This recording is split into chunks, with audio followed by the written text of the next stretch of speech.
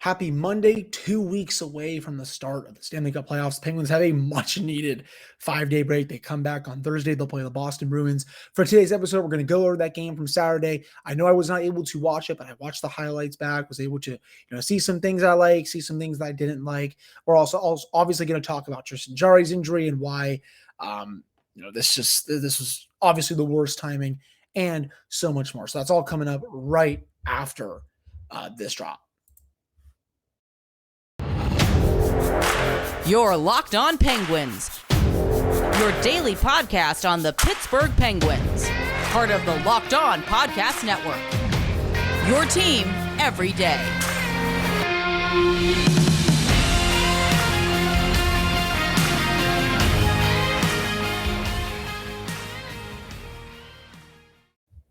Hello and welcome back to another episode of the Locked On Penguins podcast. I am your host, Hunter Hodes. Remember to follow me on Twitter at Hunter Hodes. Follow the show's Twitter at LO_Penguins. And of course, thank you all so much for making this your first listen of the day. Today's episode is brought to you by BetOnline. BetOnline has you covered this season with more props, odds, and lines than ever before. That is BetOnline, where the game starts. So for those that watch on YouTube, I am not wearing my glasses for part of these. Thank you to the YouTube listener that pointed out, and I've been noticing this for a while, that yes, my glasses, they definitely are crooked. I would say a little bit. You can thank my mom's black lab, who is 80 pounds back home, for that, because I'm pretty sure I was also an idiot and left my glasses where they should not have been, and he stepped on them. And well, when I put them on right now, for those that watch, this is the result you get. So it's funny that someone else noticed it. Trust me, I know I need new glasses. So that is on the agenda, to say the least. I'm also going to try to talk a little quieter for this episode. I have, for those that follow me on Twitter, I have a brand new puppy who is sleeping right over here. He's a beautiful 22-pound black lab, and my German Shepherd just absolutely destroys him during the day, just because, she likes to roughhouse, and he stands no chance, at least for right now. Anyways, okay, I'm not going to have a 25-minute episode devoted to my dogs, but Penguins related, we'll jump right into it. We'll start with Tristan Jarry. Just really shitty news. I think that's the best way to say it. I mean, there was the rumor, obviously I talked about in my Friday episode, that, Colin Dunlap was reporting that Tristan Jarry has a broken bone in his foot. I said, I'm not really going to read too much into it, because Colin Dunlap usually doesn't break too much. He's been wrong in the past. Well, no, I'll eat crow there. Colin Dunlap was the first to have it. He was right. When I poked around a couple of times during the day, I didn't really hear anything, until obviously the announcement was made for Mike Sullivan that he will be week to week. Mike DeFabo and Dave Molinari, they both confirmed independently for their separate websites that Jarry does indeed have a broken bone in his foot. There's no timetable for his return. I mean, I think Louis Domingue had a kind of a similar injury. He was out for 4 to 6 weeks. Right now, the playoffs are 2 weeks away. Tristan, at the time, it'll be 2.5 weeks to the day, almost 3 weeks, when the playoffs will start. I don't know how much healed that broken bone will be. I don't know if he's going to want to play through that, just because it's obviously still going to be in a lot of pain. But it's just the worst possible timing for the Penguins. I mean, he was this close to starting to really write that redemption story. He's been great all regular season. I know he wanted a chance to go out there and prove the entire Penguins fan base wrong, that was not him last year, and he was going to go out and prove it to us. And the fact that he's potentially going to be robbed of that, obviously we have no firm update right now other than week to week. It sucks. That is an outside of an injury to one of the 3 core players. I'll put Jake Ensel, maybe Brian Rust up there. This is an injury that the Penguins just cannot afford to have. He's been healthy all year long. But of course, right at the end of the season, right as the Penguins are about to clinch their playoff spot, the game is 4-1 in the third period. He's relatively healthy, and then the Enders Lee goal happens. I think that was when he had the broken bone. I think it was Letang kind of pushed Lee into him, and his leg, it looked like his leg buckled a little bit. He came up a little gimpy, was able to finish the game, because of course, in typical Penguins fashion, a player has to finish the game even though he's hurt, and then he's out day to day, week to week, month to month, whatever. It's just, that is the Penguins' luck. at this point. At the time, I said this on Saturday before the game against the Bruins. The Penguins are literally 2 games away from having a fully healthy lineup for the first time all year. And now they're basically at the point where they're going to get Evgeny Malkin back this weekend. And they'll have hopefully a full complement of forwards and defensemen healthy, but they still won't have their starting goaltender. So I'm counting that this team will play 82 games this year, and they will not have a fully healthy lineup that includes their starting goaltender one time. It's just you cannot make it up when it comes to this franchise. And again, this is a killer. I mean, do you trust Casey DeSmith in a playoff series? I certainly don't. I think he was mainly fine on that Saturday game when I was watching it back. The first couple of minutes were definitely rough. That first goal, I think, was just too juicy of a rebound. The second goal, I think, maybe he could have had, but it was also just, it was a nice play by Boston. The Penguins were on their heels for those first 2 to 3 minutes. They pushed back pretty well, I thought, those last 57 to 58 minutes. They just weren't able to tie the game, and that's the difference. Jeremy Swayman was really good at the other end, something that's been hard to come by for him lately, because he'd given up, I think, 4+ goals in each of his last, I think, 4 to 5 starts or something like that. His save percentage has also not been as good as it was earlier in the year. This is usually Linus Ullmark's starting job, and I think if he is healthy by the time the playoffs roll around, he will be the starter. At least that's just how I see it. But I thought for the rest of the game, DeSmith was fine. But just in a playoff series, do you trust him to give you league average goaltending when the Penguins are probably going to need, a lot more than that? I personally, I don't see it. I know he's been a lot better as of late, but the playoffs are a completely different ballgame. It's good that he's going to get the reps down the stretch. It's good that Tristan Jarry is hopefully going to be, if he is able to come back, he's going to be rested up. He's not going to be gassed and all that jazz. But, it's just, I wish this injury, if it was going to happen, it would have happened like last month. It's just, the timing stinks. It's just, it was the one injury that they could not afford to have. And the fact that it's happening just goes to show how brutally unlucky this team has been these last few years. His injury was also not the only goalie injury that we saw. Frederik Andersen, it looked like, either pulled a hammy, pulled a groin against Colorado the other night. Rod Brindamore said he's going to be reevaluated in a week. So who knows if he's even going to be available for the start of the Stanley Cup playoffs. That would be another awful goalie injury to one of the best teams, not just in the Metropolitan Division, but in the Eastern Conference as well. I know they have Antti Ranta ready to step up, and he's had a pretty decent year, but the drop-off from Anderson, who's been elite level playing this year, versus Ranta, who's just been fine, it'll still show, I think, as well. I do want to see, I think, Louis Domingue get a start or two here down the stretch. I don't think it's wise to have Casey DeSmith start all 5 of those games. Obviously, DeSmith will go on Thursday against Boston, and then they'll split the 2 games this week against Detroit and Philadelphia. And then after that, you have Edmonton. I'm pretty sure DeSmith will start that. And then if you want to start Louis Domingue in the season finale, I'm sure you can do that as well. I don't want them to fully overwork DeSmith during these last couple of weeks. I mean, will he get 4 out of 5 starts? Maybe, I probably put the chances, heck, even at 70 to 75% that he will. And it's good that he is going to get the reps. I just don't want him to be, again, a little overworked heading into the playoffs. He's going to have to play at a level. If the Penguins do get the Rangers in the first round of the playoffs, Casey DeSmith is going to somehow have to outdo Igor Shesterkin.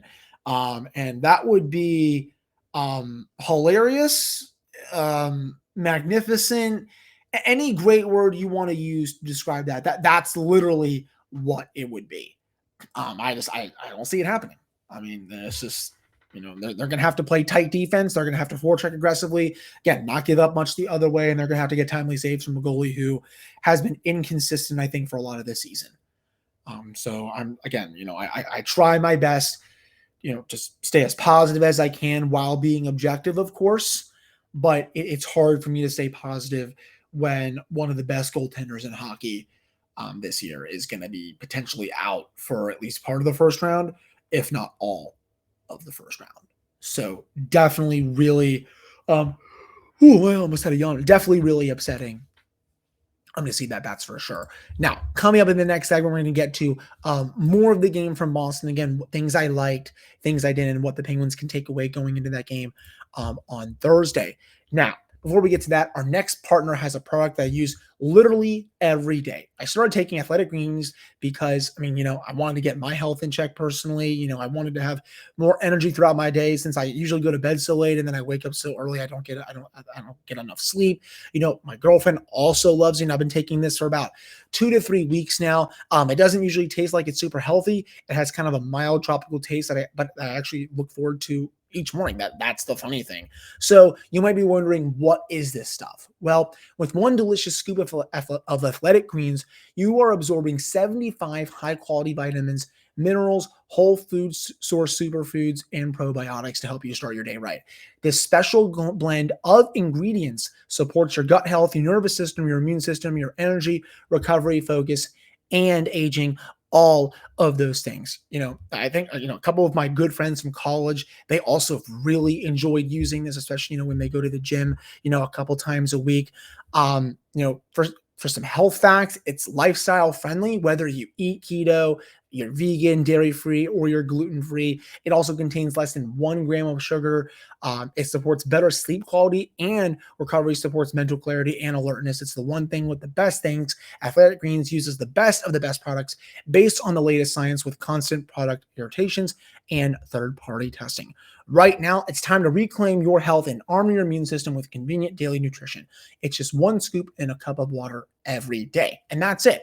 No need for a million different pills and supplements to look out for your health. To make it easy, Athletic Greens is going to give you a free 1-year supply of immune-supporting vitamin D and 5 free travel packs with your first purchase. All you have to do is visit athleticgreens.com/NHL Network. Again, that is athleticgreens.com/NHL Network. Take ownership over your health and pick up the ultimate daily nutritional insurance. Now, as promised, here are some selections from our Mattress Factory Museum Twitter prompts and an official response from the museum that we ran last month. When prompted sports are art, at Jack_T, he linked us to the Chris Kunitz hit, absolutely obliterating Chemo team and then from the Flyers, Game 3, 2009 Eastern Conference quarterfinals. Mattress Factory agreed completely. They said Kunitz is just pure power, and he has the championship and Olympic hardware to prove it. That is art, totally art. So remember, all of this comes from Mattress Factory, Pittsburgh's premier site-specific contemporary arts installations museum. That's just a fancy way of saying actually immersive art. You can visit mattress.org/GoPens to get a free 1-year membership to Mattress Factory when you buy tickets to the Penguins-Bruins game on April 21st.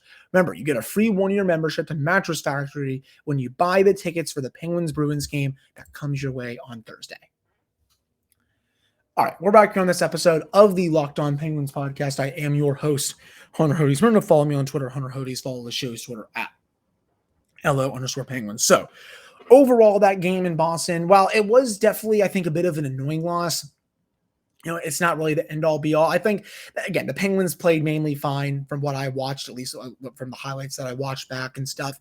But these bad starts or these bad moments in play, they got to stop getting scored on during those times. And, I know you're not going to play, 60-minute hockey at times against some of the best teams in the league. I totally get that.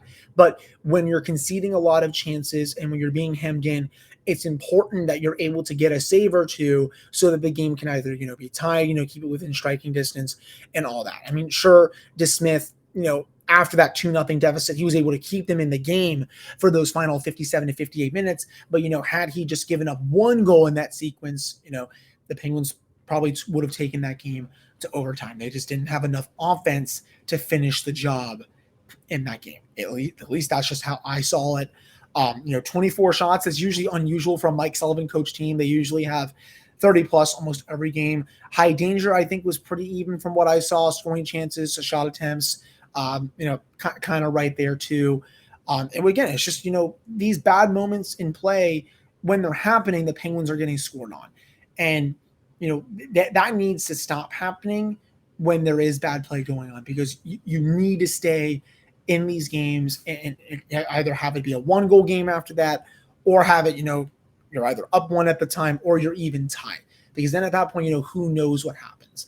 Yes, the Penguins had the rest of the game to try and come back. They had a bunch of glorious chances after Danton Heinen got that goal. I'll get to Heinen in just a second.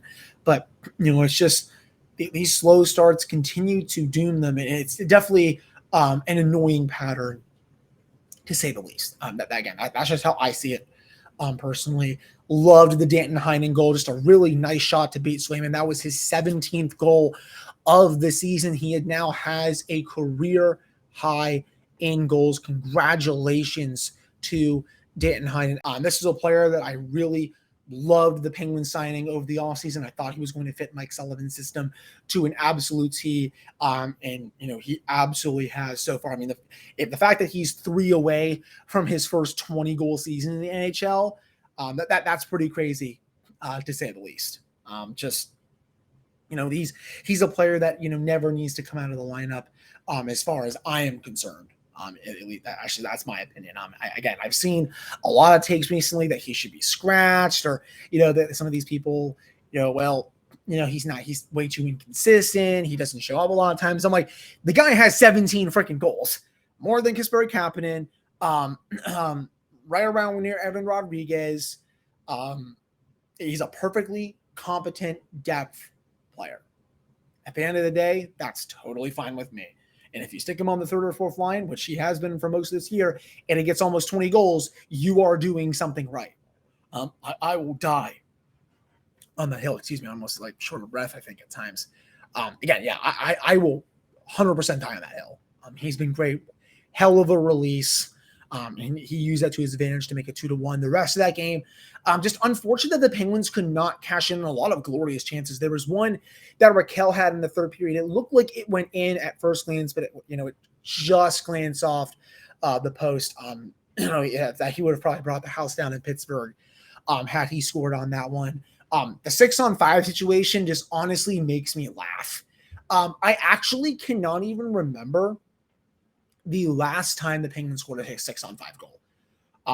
The fact, I can flip through my notes here all I want. The fact that I can't even remember that, and I have a pretty good memory when it comes to, previous games earlier in this year. Excuse me, the fact that they have barely even done it this year is pretty pathetic, at least in my opinion. And, the worst part about it, they have the zone time, but they're overpassing and they're not getting the shots to the net. And it's like, when time is running out, especially as the playoffs are coming up, you need to fire everything you can at these goalies to see if you can get a bounce. The fact that they really didn't do that against Swayman, who, has not had a good stretch as of late, that's just kind of dumb. And they also only had 24 shots, even though they were tilting the ice a little bit after they went down 2-0. I know it was a low event kind of boring game for a lot of times too. You still need more shots than that. You need more scoring chances. For as much as they were kind of I shouldn't even say dominating, for as much as they were kind of carrying the play at times, I think they missed on a lot of glorious chances to really shoot the puck more. Again, I try not to be a shoot the puck guy. I'm the furthest thing from that.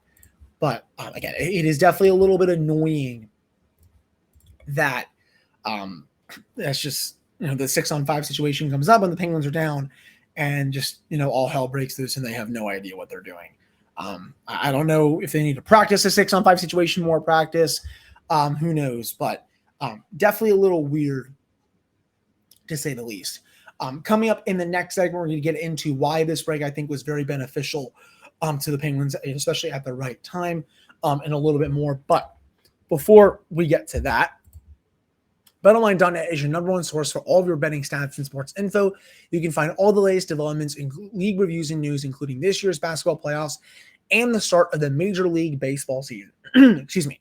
BetOnline is your continued source for all of your sports wagering information, from live betting to playoffs, esports, and more. You can head to the website today or use your mobile device to learn more about the trends and action that is BetOnline, where the game starts. Now, let's get to Built Bar. Have you tried the Puffs? If you haven't, you're missing out on one of Built Bar's best tasting bars. Puffs are the first ever protein-infused marshmallow. They're fluffy, they're marshmallowy, they're not just a protein bar, they are a treat, and they're covered in 100% real chocolate. Heck, all Built Bars are covered in 100% real chocolate. Yes, the Puffs are included with those. They're low-calorie and high protein. Replace your candy bars with those too. Heck, they are better than candy bars. A typical candy bar can be anywhere from 200 to 300 calories. You can go to Built.com and scroll down to the macros chart. You will be blown away by what you see. High protein, low calorie, high fiber, low carb. Most Built Bars contain 130 calories, 4 grams of sugar, 4 grams of net carbs, and 17 grams of protein. You can go to Built.com, use promo code LOCK15, and get 15% off your order. That's promo code LOCK15 for 15% off at Built.com. All right, we're back here on this episode of the Locked On Penguins podcast. I am your host, Hunter Hodes. Remember to follow me on Twitter, Hunter Hodes. Follow this show's Twitter at LO_Penguins. So, this was a perfectly timed break for the Penguins. They needed a reset. They needed to take a couple days off, get their legs back. These results down the stretch here mean nothing outside of who you're going to play in the playoffs. In the grand scheme of things, who really cares? I mean, I know a lot of fans are going to, maybe comment on the YouTube page or, send in reviews or DM me, well, 100, you want to see how they play and all that. And that's definitely true. Trust me. Like, I want the team to play better. But, even if they're not getting, some of the results, but I think the process is there and the underlying numbers are there, I would like to think that that's going to turn around come playoff time, even though the Penguins have a good shot to play the Rangers, excuse me, in the first round. But at the end of the day, these results right now really mean nothing. There are 2 weeks left until the Stanley Cup playoffs, people. Every single playoff spot is locked up. The Washington Capitals clinched that last spot last night. The Islanders were officially eliminated.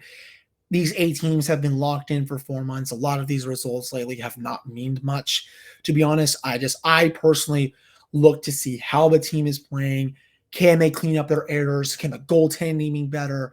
Special teams, 5-on-5 play, all of that. I'm looking mainly for the process to be there. And if the results come, that is big, especially with the playoffs coming around. But if not, I'm not going to honestly lose too much sleep over it because the games are about to get, even bigger in the playoffs. And, I want to see that process carry over to there where the Penguins can hopefully get some luck going their way and finish their chances. That's how I see it, at least. This team has played a lot of hockey down the stretch here. I know they've had 2 very big gauntlet schedules. They did well in the first one. Second one, not really as well. But, these last 5 games, they have an opportunity here to end the season on a I guess a small high note. Boston comes to town on Thursday. This is a team that the Penguins, they've split this year, played a very tight checking game against them on Saturday. There'll be a 7:00 start. They have 2 very winnable games this weekend. Evgeny Malkin will be welcomed back for those 2 games. It'll be nice to see him get his legs back, his rhythm back, see how he is. Maybe if he's a little bit rusty, I'm not really going to care. He has 4 games left to knock that off. But, they play the Red Wings and the Philadelphia Flyers, 2 of the worst teams in the conference. Heck, the Flyers are literally tanking at this point. The Red Wings are getting blown to shreds, I think, almost every game. And they're also, they're not going to have Dylan Larkin in that game. After that, the Penguins will play the Edmonton Oilers. Oilers, good playoff team, but I think very beatable in Pittsburgh. And then they'll end the season with the Columbus Blue Jackets. So 3 of the last 5 games against 3 non-playoff teams. It's good to get their mojo back there.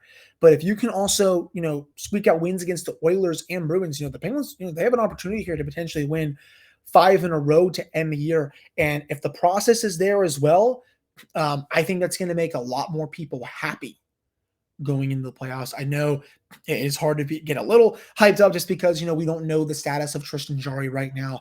I'm sure that's going to be, announced over these next couple of weeks. We're going to have to see if he practices leading up to game 1. I would assume right now, just my speculation, that he's probably not going to be ready by the time the playoffs start. I mean, it's going to be almost 3 weeks at that point. Hopefully this is a very minor bone fracture, but those, who knows? I mean, I'm not a doctor here. You don't listen or subscribe to this podcast to listen to me try to play fake doctor. So I'm not going to try to speculate on that injury or, say I've had something like that or not that. Well, I haven't. So anyways, just, hoping that he is back for that time, but I'm glad that the Penguins did get a break here. They did not practice these last couple of days. I'm totally okay with that. Let's see what the team can do starting on Thursday, and then they'll close out the season next Friday against the Blue Jackets before the playoffs start next Monday, the Monday and Tuesday after that, I should say. So that'll do it for this episode of the Locked On Penguins podcast. Thank you all so much for listening to this episode. I assume the Penguins will practice on Tuesday. Definitely Wednesday, to say the least. I'm glad that Mike Sullivan was able to give them a couple of days off. Sure, they'll be back to the lab on Tuesday and Wednesday to prepare for their game at PPG Paints Arena on Thursday against the Boston Bruins. So that'll do it for this one. Thank you all so much for listening, and I will talk with you all on Tuesday.